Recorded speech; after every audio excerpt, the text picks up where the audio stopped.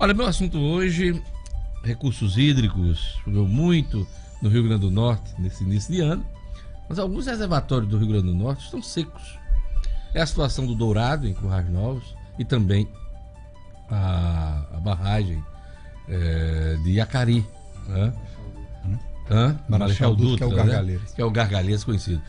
Meu convidado hoje é Maírton França, que é o secretário de Recursos Hídricos. Bom dia, Maírton. Bom dia, Diógenes. Bom dia a todos, Silvio, a todos que estão ouvindo. Eu começo a entrevista, o que é que está havendo com Currais Novos e Gargalheiras? Vamos lá. É uma questão pluviométrica mesmo. Também, né? A gente tinha aí uma expectativa que em todo o estado houvesse uma chuva acima da média, e de fato isso se observou na grande maioria das regiões do estado, a região, por exemplo, do Alto Oeste e a região central ali do Seridó, mas infelizmente na região de Currais Novos, Acari, aquela região infelizmente choveu muito pouco, quase nada. Tanto que hoje a gente está ainda com Gargalheiras praticamente na lona, com menos de 0,5% da sua capacidade, 0,10% apenas, é totalmente seco, né? Não tem condições nem de usar aquela lama que existe hoje lá para abastecimento de nada. Agora, em outros tempos, qualquer chuvinha, o Gargalheiras enchia, agora não, por quê? Olha, na verdade, muitas barragens a montante da barragem de Gargalheiras foram sendo construídas com o tempo, e isso é até muito comum, Diógenes, quando a gente tem um período tão longo de seca como foi esse, o mais longo período da história do Rio Grande do Norte, e certamente é uma das secas mais intensas que nós enfrentamos aqui no estado, certamente foi essa que estamos enfrentando ainda, principalmente nessa região que eu estou falando agora, entre Acari e Currais Novos. Né? Praticamente só faltou essa área, só né? essa área. Só faltou pegar essa água, né? O Itãs, hoje, por exemplo, tem quase 9,5% da capacidade, estava totalmente seco no início do ano. A gente hoje tem condições já de usar o Itãs para abastecer as cidades que abastecem, no caso principalmente Caicó, até setembro de 2019, ou seja, depois da quadra chuvosa do ano que vem. Ou seja, está numa situação bem melhor e já deu esse alento. Armando Ribeiro, que estava no volume morto, ganhou. Né, a gente está hoje com 29,5% também. A barragem hoje já saiu do volume morto. Inclusive, há um mês atrás, a CAERN desligou aquelas bombas que estavam levando água para o canal do Pataxó e que abastecia essas cidades ali do Sertão Central até Riachuelo, pela doutora Sertão Central. Eu sei que esse é assunto do IGARD, que é o Instituto de Gestão das Águas, que monitora, né?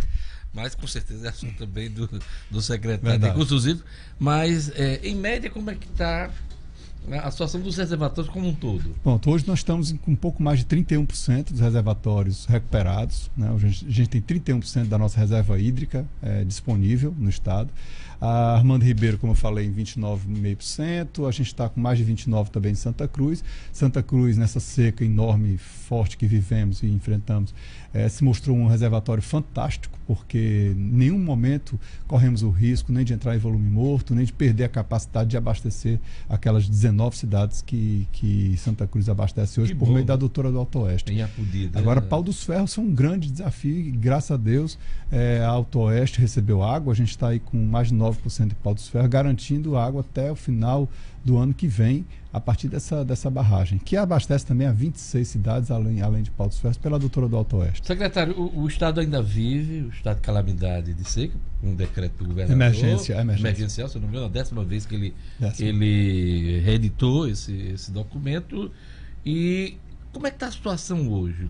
Quais os municípios que estão com colapso de água? Nós temos poucos municípios em colapso, inclusive a Operação Vertente deu uma reduzida para abastecer nesses municípios, mas basicamente ali no Alto Oeste ainda um pouco, e somente isso. A gente tem tratado aí tanto Currais Novos como Acari, com essa adutora emergencial que foi construída pelo Denox, que é a adutora de engate rápido, capta lá de Serra de Santana e serve até Acari e Currais Novos. Mas mesmo assim ainda não é 100% das cidades, ainda temos rodízio por ali.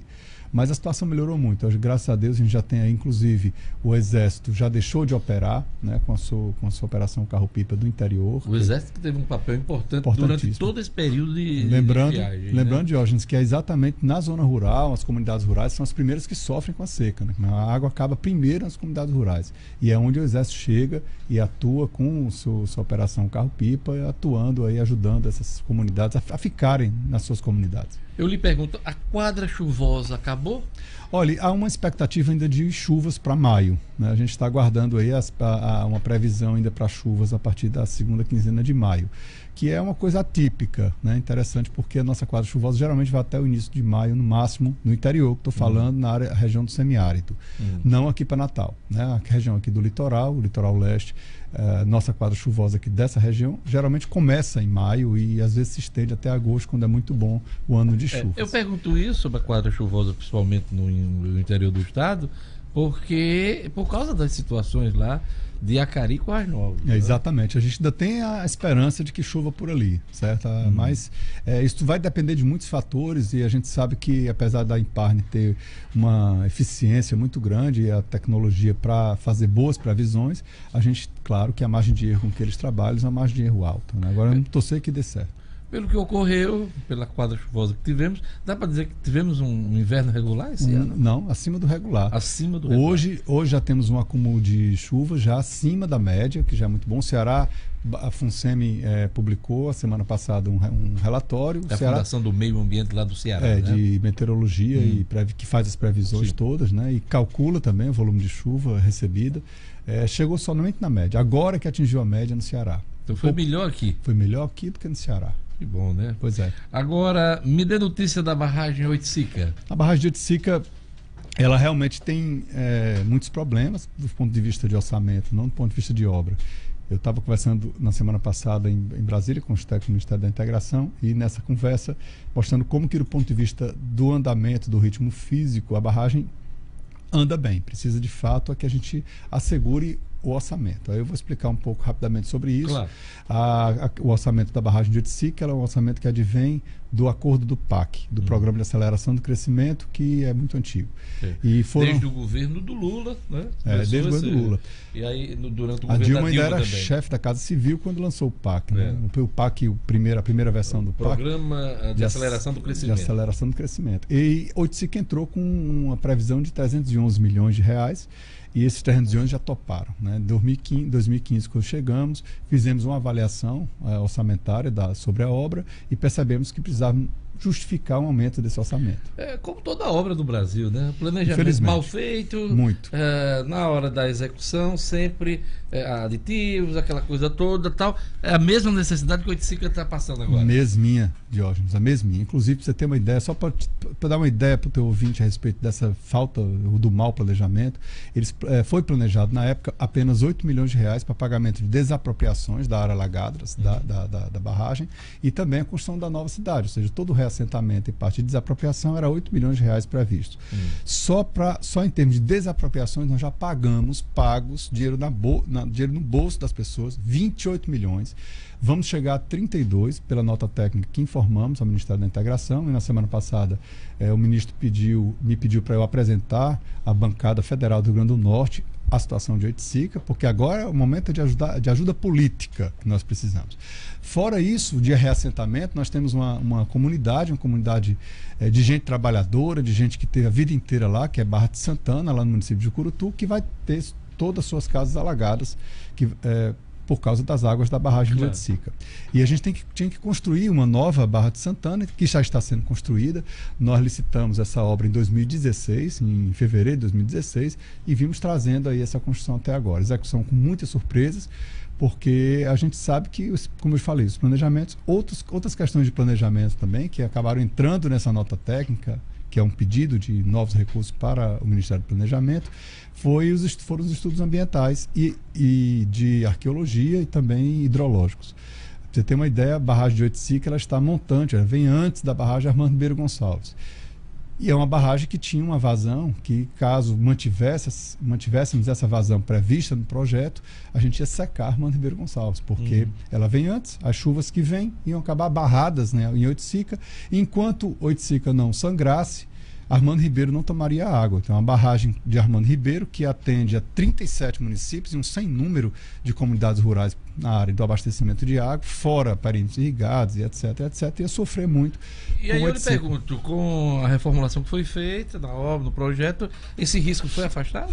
Não, assim, essa reunião da semana passada foi para esclarecer a bancada federal, né? E a gente estava lá, contamos com a presença dos 3 senadores do Estado, o senador Garibaldi, Agripino e Fátima, estiveram na reunião e entenderam a situação, tanto entenderam que já no dia seguinte eu tive notícias de que eles tinham concluída ao Ministério do Planejamento e que a informação que foi dada pelos técnicos do Ministério aos senadores, a mesma que tinha sido dada a mim e ao governador Robson Faria, quando estivemos lá, já há mais de quase 2 anos, há mais de 2 anos que eu e o governador estamos batalhando por esse orçamento em Brasília, no Ministério do Planejamento.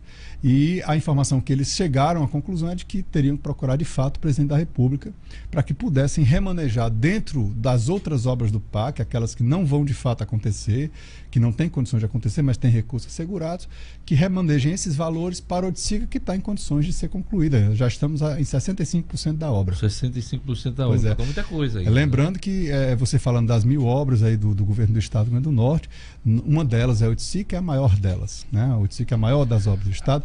Encontramos com menos de 20% de execução e com toda essa dificuldade financeira, crise política, institucional e tudo, o governador Robson sempre conseguiu os repasses. A gente está hoje com 65% e inclusive, hoje é realidade a construção de Nova Barra de Santana. Como o senhor falou, depende de uma decisão política e, pelo visto, do presidente da República, exatamente, Michel Temer. Se esse remanejamento não ocorrer, Oiticica para esse possivelmente ano? A gente tem aí hoje 32 milhões empenhados, ou seja, prontos para serem encaminhados em forma de orçamento, de financeiro, e temos 10, 11 milhões de reais já em financeiro na conta do convênio. Então, somando tudo, eu tenho um pouco mais de 43 milhões de reais, e isso me daria... Na verdade, se eu estivesse em condições normais, eu estaria trabalhando com 2 meses de obra. Só que eu estou na condição de um ritmo mais lento em função desses repasses. Pra você ter uma ideia, Diógenes, hoje nós temos um canteiro de obras capaz de gerar até 15 milhões de reais de medição mês. E a gente, de 2013 até hoje, a gente teve repasse de 4 milhões e 600 mil reais em média. Então, ou seja, muito abaixo. Por isso que a obra nos concluiu em 2015, né? Porque até 2015, quando assumimos a SEMAI, o governador Robson assumiu o governo do Estado, os repasses eram mínimos, eram ínfimos. A obra estava praticamente parada. Praticamente, né? Num ritmo muitíssimo lento, atrapalhando muito, inclusive, o seu cronograma. Quer dizer, o cronograma totalmente inviabilizado. O governador Robson, em várias vezes que esteve, já passamos por 3 ministros, eu e o governador, em negociações e conversas com o Ministério da Integração. Não dá nem para a gente lembrar aqui. Teve o Helder Barbalho, Gilberto Occhi, primeiro Gilberto está na Caixa, né, se eu não me engano. O Gilberto Occhi saiu de lá, foi para a Caixa Econômica.